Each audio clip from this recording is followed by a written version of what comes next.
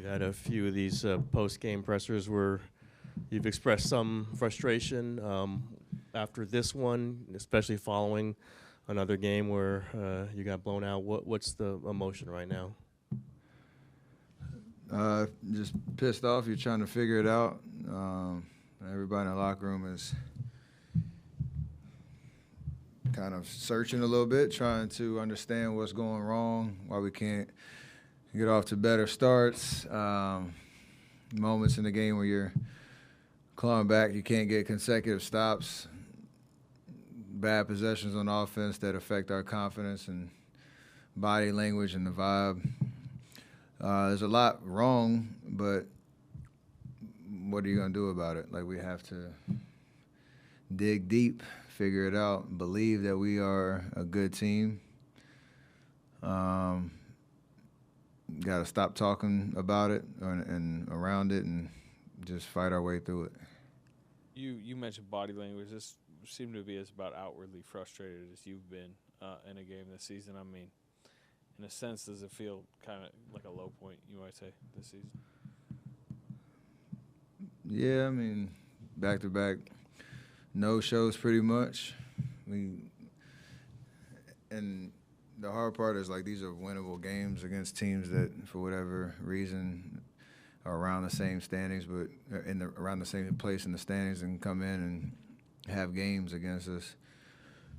Even Miami, they played a double overtime game last night and came in here and whooped us. So for all the reasons, yeah, it's just not a great feeling. You have nothing to show for it, nothing really to kind of latch onto as like, oh, we're doing this great. If we could only, it seems like both sides of the ball are struggling. They're probably connected. Just if you make shots, usually your confidence goes up, your belief that you can win the game goes up. It helps you play defense. But once you lose that spirit, it's glaring how bad we can be at times. So you got to be able to kind of fight through that. Stephen, you guys this stretch has gone now since mid-November, so it's going on 2 months now. I think you're 6-15 over that stretch. Obviously, you want to be a playoff team. That's the goal here to begin with. How do you stay confident in believing that you guys will get there? Because there's more games to play. So you're going to put that jersey on whatever day, Thursday, and walk out of the locker room with the confidence that we win that game. And we're professional basketball players. It's our job. That's what we're going to do. What are the things you need to see and feel? Just sustain parts throughout the game where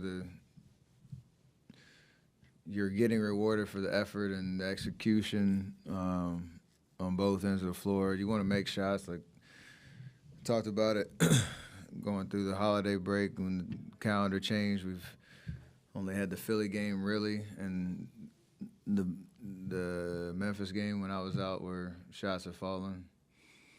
Other than that, it's been very, very dry. So you have to, again, the mental can do a lot in that part, I think, and that's why nobody's giving up hope. You got to have a sense of urgency, though. Steph, what else could you and Draymond do? You've tried talking to the team. You've even tried celebrating your first shot to go in so that guys would feel that type of joy. And I think Trace said that Draymond said something like, we've lost our soul. We have to get back to having more fun and having joy. What else can you guys do to get that going?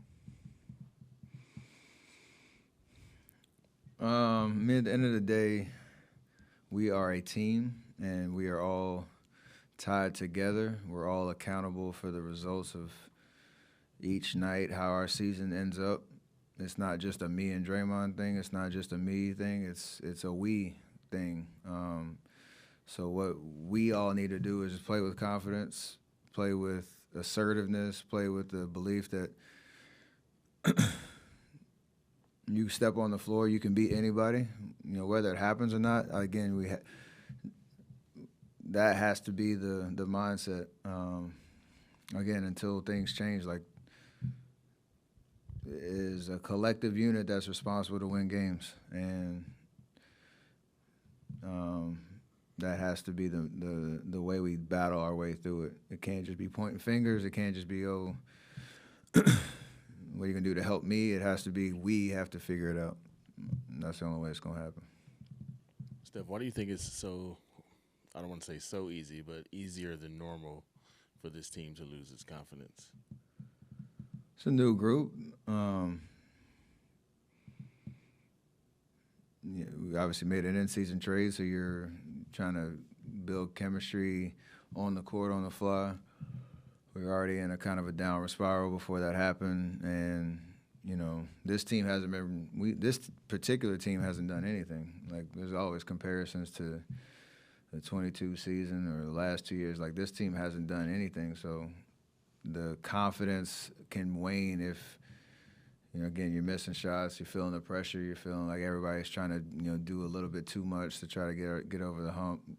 Trying to maximize the minutes you have out there, and when you have a bad minute or two, you start maybe overthinking a little bit, getting a little down on yourself.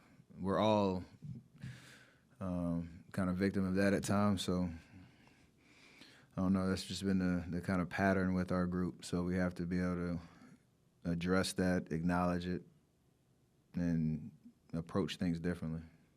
You've been through this before. You had 2021, last year points. Does that make it easier, or does it make it more frustrating that you're back in this spot again?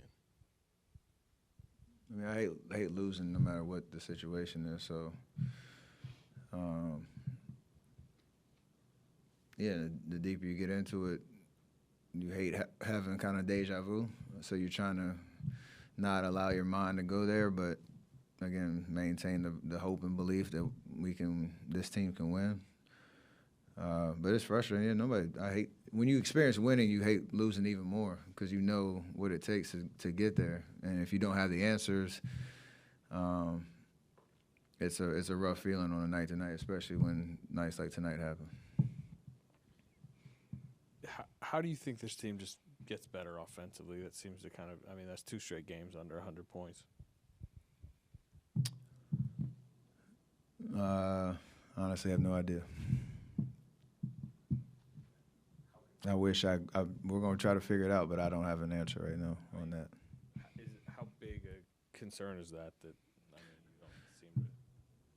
don't seem to? Well, making shots, you could talk about that, but how much of that do you really control?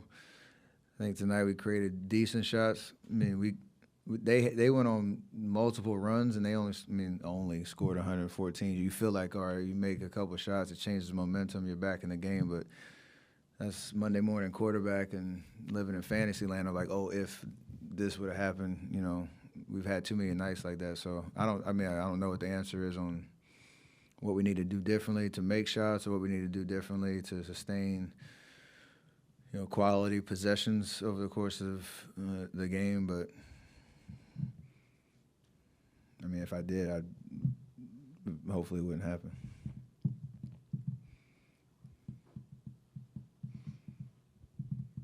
Steph, how much is it too that I know you're the guy that's always going to be most nights going to be the leading scorer for the team, but as far as getting the other guys involved and trying to get more of their shots to fall?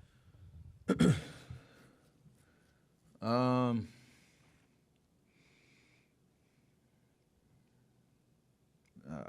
don't know. Everybody, you talk positive to everybody. You have nobody's a charity case out here. Everybody is here for a reason and capable of playing at a high level. So I try to lean into that energy. Miami plays zone most of the game. Outside of me, we got up 33 threes. Most of them are decent looks. We just have to make them. That's part of basketball, part of scoring, part of allowing yourself to be in games, even if you're not having your best night.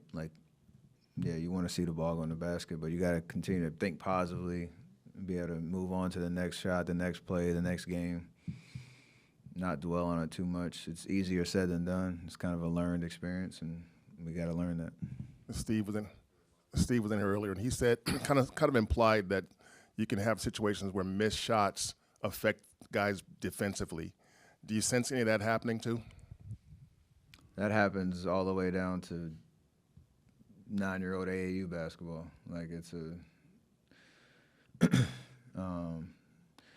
It's human nature at times, but you can't allow that over multiple games, over multiple weeks, be a constant pattern.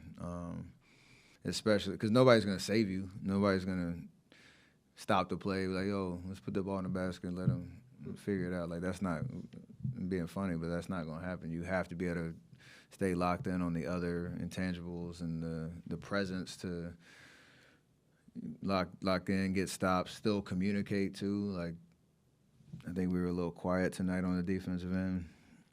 But yeah, it preoccupies your mind at times because you're worried about, when's my next look going to be? Why did I miss it? You're thinking about that while you're running in transition. You might lose your man. You might not talk on the switch. And then that's a snowball effect. So mature teams and good teams are able to battle through that. We haven't shown that. I think we can.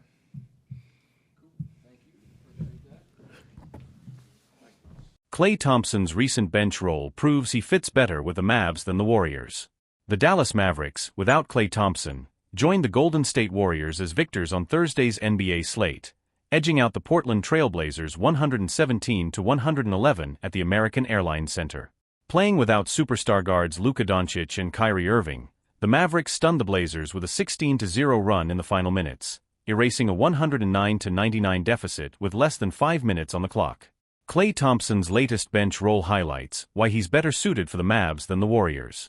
With Doncic and Irving sidelined, one might assume Klay Thompson would have been pivotal in Dallas's late-game surge.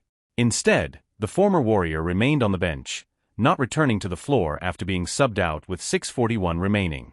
Thompson played fewer than 22 minutes in the 6-point victory, contributing just 3 points on a dismal 1-4-6 shooting night, missing all 4 of his 3-point attempts.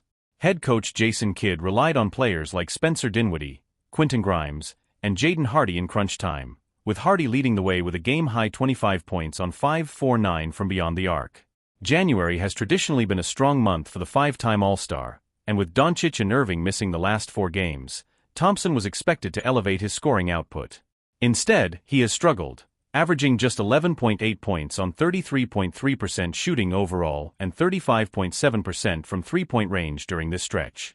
Perhaps this signals a transition for Thompson, from being a star to a reliable role player who thrives alongside bigger offensive talents rather than as a primary scorer. While some might argue this has always been the case due to his catch-and-shoot skill set, it's unfair to diminish the legacy of a 4-time champion who has averaged 20-plus points in 7 seasons and delivered countless clutch performances for the Warriors.